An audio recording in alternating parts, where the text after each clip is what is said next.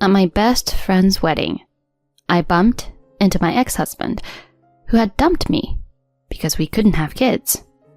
Normally, I just deal with it maturely, but he was drunk and did something unthinkable. You've really packed on the pounds, huh? He actually doused me with water. It's always been a problem, but to pull such a horrible stunt in public? As people around us gawked, my best friend came over. Lonnie, are you okay? My ex was stunned by her words. I'm Tiana, a 32-year-old married nurse. My job is demanding, but rewarding when patients thank me. Although I'm married now, I was previously married once, which makes me a divorcee. That first marriage is a painful chapter I'd rather forget. I was bad at judging men back then and even developed a mistrust for them. But let me start from the beginning of this dark chapter. I was 24 when I had an arranged meeting set up by my parents. Nursing is demanding. Managing medical supplies, patient communication, care plans, emergency drills. You can't slack off when lives are at stake. I chose this path, so no regrets. But it was exhausting. On my days off, I'd rather rest than go out, so I rarely met guys. I was okay with it, but my parents worried about me being single. So I gave the arranged meeting a try. That's where I met Lonnie, my ex-husband. He was outgoing and chatty, which helped ease my nerves at our first meeting. What do you enjoy doing, Tiana? I'm really into riding my motorcycle lately. I told him. I'm into reading. I love to relax at home with a book and tea. I'm hooked on mystery novels right now, collecting a whole series. Kind of spending a lot on them, though. I totally get it. When you're into a hobby, spending just happens. He was fun, and a good talker. For some reason, he seemed to take a liking to me, and after he pursued me, we dated and married a year later. I had no idea then how much I'd regret marrying Lonnie. The first year seemed okay. We both worked and shared household chores. But then, he started revealing his true colors. 2 years in, we tried for a baby. He really wanted kids. I bet our kids would be adorable. Boy or girl, I just want a bunch. Let's raise them together. I wanted his child too, so I agreed. But after 3 years, no baby. He started getting impatient and blamed me for our childlessness. I even got tested for infertility once. The results showed nothing wrong with me. Infertility isn't just about illness. Lifestyle, stress, timing, they all matter. Maybe my demanding job and night shifts played a part. He insisted it was all on me. But I don't think it's right to just blame me for everything. It's just that there's a higher chance of me being the cause. It's not like I have been told I can never have kids. I asked him to join me for infertility treatment, but he outright refused. There's no way I'm the problem. It has to be your infertility. You're the reason we don't have kids. This is terrible. This made him bossy, blaming me for being infertile. So Lonnie started strutting around, blaming me, his infertile wife, for everything and doing whatever he pleased.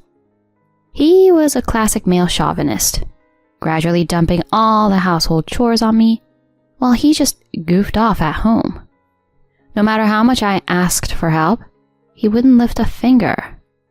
If I were a stay-at-home wife, maybe it would have been a big deal. But both of us working, and me alone doing all the chores? No way. Especially as a nurse with lots of night shifts, it was natural for the quality of housework to drop. But he would complain about every little thing. Hey, the laundry was wrinkled.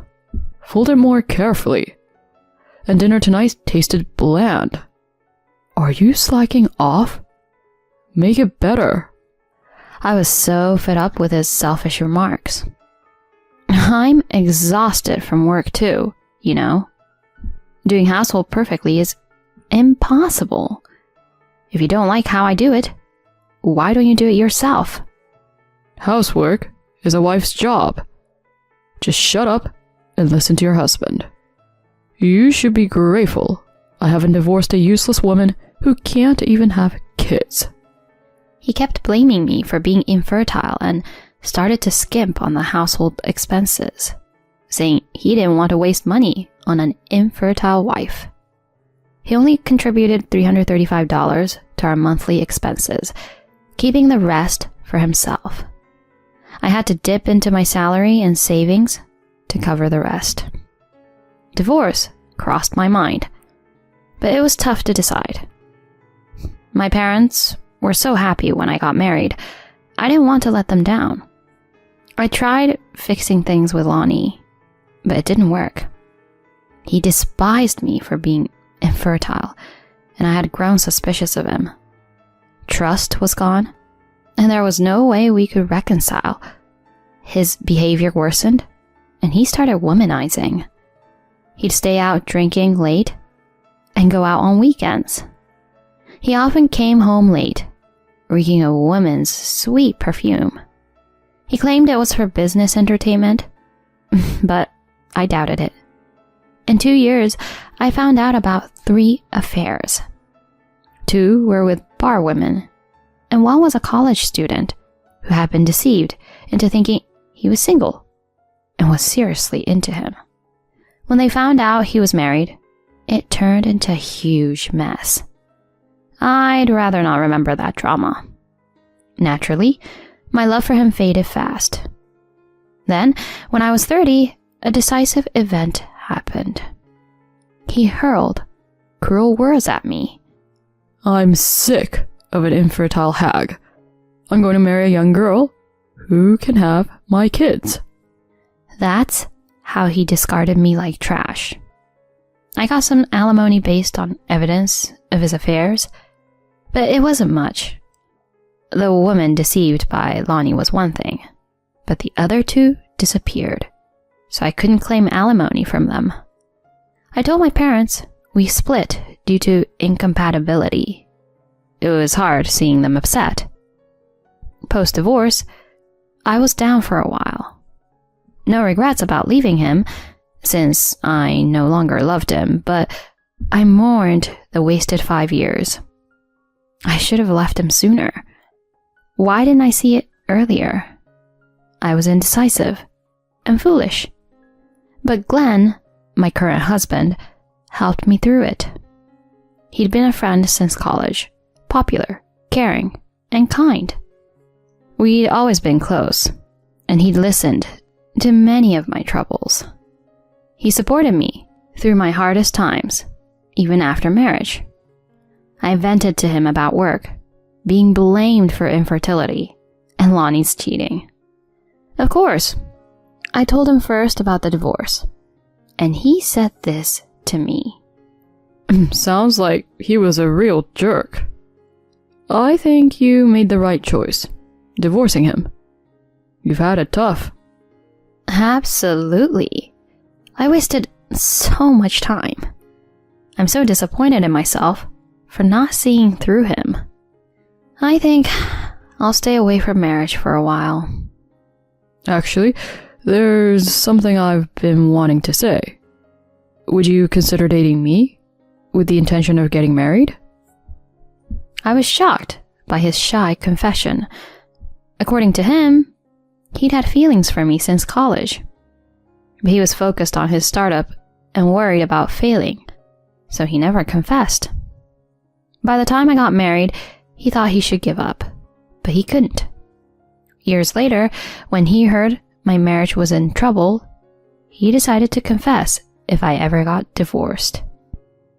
I initially turned down his confession since I'd just divorced, but he patiently and persistently showed his feelings. Gradually, I was drawn to his kindness and eventually accepted Glenn. I had told him up front that I might be infertile, but he wasn't bothered at all. I'm not marrying you just to have kids. Let's give it a try. And if it doesn't work out, we'll just live our lives as a couple. His words cleared the fog in my heart. Even after getting married, he treated me well, and we were living happily. So I never expected to encounter my ex-husband, Lonnie, again. One day, I received a wedding invitation from Stacy, a friend from college. Glenn was invited too, so we attended as a couple. I wore a light blue dress that he helped me pick out for the occasion. The wedding was in November, and though it was cold outside, the room was nicely warmed. There, I was shocked to see Lonnie sitting among the guests on the groom's side. Apparently, he was a co-worker of the groom. I was in high spirits for my friend's wedding, but seeing Lonnie was a downer. Time had passed since our divorce, so I was so over him. I tried to act mature and not let him bother me. The reception went smoothly, and it was almost time for the cake cutting. Glenn went to the bathroom, and I was enjoying the delicious food when suddenly a familiar voice from behind shattered the moment. You've really packed on the pounds, huh? Isn't it hot for a fatty like you to be in here with all this heating? Let me cool you down. Before I could grasp the meaning of his words, he had doused me with water. Water stains spread across my light blue dress. When I turned around, there was Lonnie, holding the cup that must have contained the water, grinning like a fool. His face was slightly red, probably from drinking. The crowd fell silent, and voices of condemnation rose towards Lonnie. I was more astonished than angry. I always knew he was senseless, but doing such a stupid thing in front of everyone? You're the worst. I was trying to ignore you, and you pulled this? Aren't you embarrassed to be such an idiot as an adult? He just laughed mockingly, ignoring my icy tone. Look who's talking. An infertile pig. But you've been living a miserable life since I dumped you. That pretty dress doesn't suit you. It's just pathetic. Guests were staring at him with disgusted expressions, yet he shamelessly continued mocking me. Then my best friend, Stacy, hearing the commotion, rushed over. Seeing me drenched, she turned pale. Are you okay? You're drenched. I'll get you a towel and some clothes to change into. Just wait. Don't worry about it. It'll air dry. No, waiting for it to air dry will just make you cold. Being cold is the last thing pregnant women need, you know? Lonnie, hearing this, let out a dumbfounded, huh? He had been mocking me for being infertile, but now, hearing I was pregnant, his reaction was expected. I smiled at the stunned Lonnie. I didn't gain weight. I'm pregnant. Just so you know, I got pregnant soon after remarrying my current husband. Turns out the infertility issue was yours. His face turned ashen at my words, but his misfortune didn't end there. My husband Glenn, returning from the restroom, rushed to me, glaring at Lonnie and shouted, What did you do to my wife?